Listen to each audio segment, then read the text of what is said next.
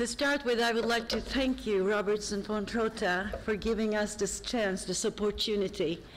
Because what I realized up till now is that all these academics, experts in their field, and I am personally interested in arts, we all come from different backgrounds, different interests. But here, the topic that unites us, or we reach the same conclusion about having similar problems, no matter what our major interest is. So what I'll try to do today is just give you an example of Istanbul 2010. The reason why it became so important is because for the first time in European capitals of culture's history, this was a bottom-up process. It wasn't the state or the local municipality which was negotiating for this title, but it was, we were a group of 5 independent individuals. In 1999, a friend of ours, when he saw this in the official paper of the EU, he said, why not? Then we started thinking about why not, but also we started thinking about why. Why should we do this? And more or less, we all reached unanimously to the same conclusion. Now I'm going to read a little. We thought a democracy is a city that has a voice. And the voice of the city is its culture. It rises from the city's historical heritage, its architecture, its concert halls, theater houses, exhibition spaces, synagogues, mosques, churches, everywhere. And civil society are like composers to this music. Maybe they are all singing their own little part, but at the end of the day, what we desire is a harmonious choir of the citizens, where we can all keep and preserve our identity, but at the same time be able to create a harmony in the space we live in. So we thought this would give us a wonderful opportunity, especially in a country when there's not much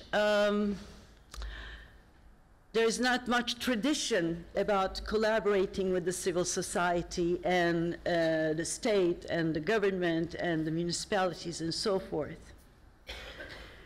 So we thought how we are going to do this, how we're going to start this process should be through the arts and the artists, because we believe that artists at all times play a significant role in this process.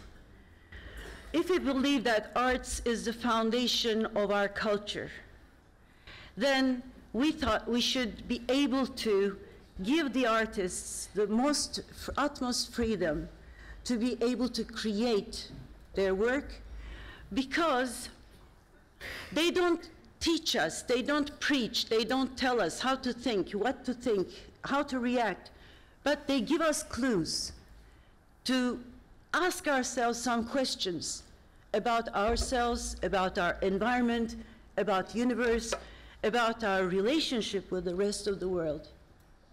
And we thought, so the best approach, our approach should be to seek and try and find new forms of cultural governance where these artists can find a voice. So that was the beginning point. And in 2000, up to beginning from 1999 till 2006, when we were about to make our presence in front of the panel, nobody took us seriously, let's say. It won't be wrong to say. We were kicked out from the corridors of the various municipalities and ministries and so forth, but we thought we will do it. And finally, in 2005, a friend of mine, actually she was a classmate from high school, who happened to be the cultural attaché of the for the Ministry of Foreign Affairs. So we could get hold of her and started this convincing process. And finally, in 2006, we were causing a lot of problem for the Brussels as well, because they didn't know how to handle us. They said, this is a process that usually takes place between the governments and states and this and that, and all of a sudden we find 5 people in front of us coming out of nowhere, giving us no confidence as far as the funds are concerned. How are they going to raise the funds? How are you going to implement this project? We don't know. So, excuse me. So while we were going for the Brussels, then Erdogan, at that time Prime Minister, decided that he could enhance the group with the participation of the mayor of Istanbul, governor of Istanbul, and one of his advisors, Egemen Bağış, to give us a kind of official view. Well, was it enough? No, because after we received it, we knew right from the beginning that even if we received the title, we had to deal with serious issues like mistrust, which was at the basis of all our relationship between NGOs, civil society, and the government. Beginning from 1960s, whatever one party suggested was opposed by the other party without even questioning why they were, or we were opposing it. So we thought Istanbul 2010, as we were forced to collaborate by the EU, would give us a good chance, getting used to, maybe, to work together in future as well. And also, we were thinking about how we were going to communicate with the people of Istanbul. Because we're talking about a city that expands to 5,200 kilometers squares with 15 million inhabitants, and receiving 500,000 migrants every year, forming their own ghettos in the outskirts of the city, without reaching out to the city's core culture, but instead forming their kinship associations so that they will be able to keep on carrying on with their cultural values and also their habits in their homeland. And at that time in Istanbul, we had 8,000 of them. You might say, how come people can reach that number, because there aren't 8,000 cities anyway? But no, it wasn't enough. Say people who migrated from Sivas, they formed one. And the people who migrated from a tiny little village from Sivas, from Gürün, for example, they formed another one. Because even between themselves, they couldn't trust that there would be a kind of collaboration or sharing of values in the way they want to exercise it. And also another problem was the city itself, because Istanbul, despite its size and population, is a city that lacks squares and parks. It's a city that's more and more tending to grow upwards because of the migration, because of the rising population every day for the reasons we have spoken about. And so how were we going to make our voice heard?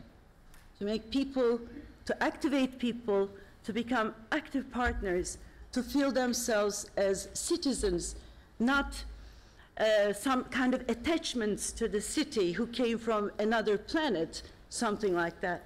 No, but they are Istanbulites. How can they make and contribute to the city's both cultural and economic life? So we also thought that if there is a will, there must be a way.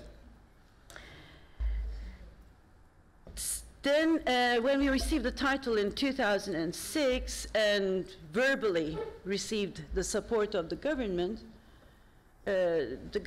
said, now you have to wait because we have to form a legal agency. Because if we don't have this agency, we cannot allocate any funds, we cannot do this, we cannot do that. But we thought we cannot wait because we had urgent issues like Istanbul was at the brink of being delisted from UNESCO's historical heritage list. And, one of the major reasons, maybe I should make a reference to that as well, for cultural governance, how the renovation and restoration process taking place in Istanbul was that they have to call for tenders. And the tenders are open to any kind of constructor. It doesn't require any kind of expertise or professionality. As long as you're a contractor, you can just get into one.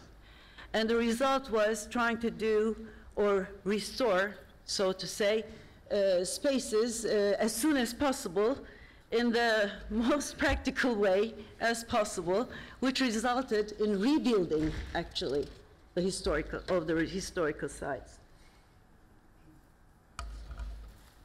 And also, another issue which needed immediate action was every single day there were some constructions going on in the city, the metro line, the underwater tunnel, and so forth. And being Istanbul, at every meter of this construction, they were coming into some historical findings. And the contractor companies thought that they are just, you know, this and that, and as long as their only concern was how much delay they would cause in the completion of the process. And of course, as I said, as our starting point was with the artists were suffering a lot because despite the size and the population of the city, the art spaces available for performances were quite limited. And that also coincided with the time when Atatürk Cultural Center, one of the major centers in Istanbul, which was housing Istanbul State Opera Orchestra and the ballet, was closed. And there was a big debate going on between the Prime Ministry and the civil society. One side wanting to tear it down totally and to build up a huge complex, actually a shopping mall which embodies some theater halls and things like that in it. And the other party was saying that not only spiritually, but also architecturally, this building is a national heritage and it should be preserved and bettered, and this function will should still go on. So thinking about these issues, we thought we cannot wait for the agency to be formed, and we started putting together a group of volunteers. We started with 50 in the first year. Then by the end of the second year, 2008, that is, it's the time when the agency was formed officially, the number of volunteers reached 2,500. That was a remarkable leap from 50 to 2,500. And their work was incredible. They went to schools, primary schools, high schools, to the smallest districts, and Chamber of Commerce, Chamber of Industrial, labor organizations. We were, say, at least speaking in 5 to 6 places, one after the other, every day. And they were trying to put together little kids in Istanbul. And they calling themselves cultural ants, they started organizing, they themselves started organizing tours as to get to know how the city, what the city has. You won't believe this, but in those ghettos that keep popping up in the outskirts of Istanbul. There are people who were born and raised in Istanbul up to the age 14, but who haven't seen the sea yet. It's hard to believe, but it's true, because they have to work, they have to support their families after school. Anyway, so finally, and we thought that this was a great achievement. You know, people were coming around the idea, people were trying to contribute. Every day we were receiving new projects from schools, from civil societies, from people actually living in a district who want something to happen in their district. They were coming with new projects and everything. But once the agency was formed in 2008, that was the end of our hopes. Because the bottom-up structure immediately was reversed, because the Prime Ministry employed as Secretary General one of his bureaucrats. And I mean, the level of discussion as far as arts is concerned, I'd rather not speak about. So this way and that way, Istanbul 2010 was completed. It was a big challenge. It was a big experience. We just learned what we can do and what we cannot do if we cannot still find means of collaboration for cultural governance. So the final report from Brussels said that it was a big success because so many events had taken place, but we are still curious about how many lives it touched. Has the city found its voice? Has the city managed to create a voice? No, unfortunately not. And today the situation is even worse. The society is hushed today. And the smallest voice that's out of tune is subject to be charged with treason or conspiracy. And we don't have the cultural infrastructure we aimed for. We don't have the arts infrastructure we aimed for. At the end of the day, it's becoming more and more silent. And if we take the voice out of the cities, then what happens is they will remain just like the ruins of the past. They cannot contribute to the world culture, let alone their own culture. Anyway, I'm not so pessimistic about the whole thing, because there's one thing that we have learned, is that the change is inevitable. Everything changes. So we had also some good examples, some good stories within the process, which I would like to go through very quickly. It is called The Story of Mayor. This is Istanbul by the Golden Horn. And this has been the place for the Jewish community when they migrated, they ran from the Inquisition. And they were settled on either sides of the Golden Horn. And this structure you see there is actually the outer walls of a synagogue called the Mayor Synagogue. When I saw this space, I thought, well, the building itself tells the story of a whole period of Turkish history, like the first settlements here, and then beginning in 40s, 42s, the backward migration towards State of Israel, and then the same time coincided with the beginning of small industry in Turkey, so there was a big migration, wave of migration from Anatolia, and those people needed spaces, and they found spaces in those buildings because we had a law which is called 1936 law. That law was actually designed to usurp the minority belongings. It said that they cannot renovate, they cannot restore it if the place starts to have a function against its own, how do I say it?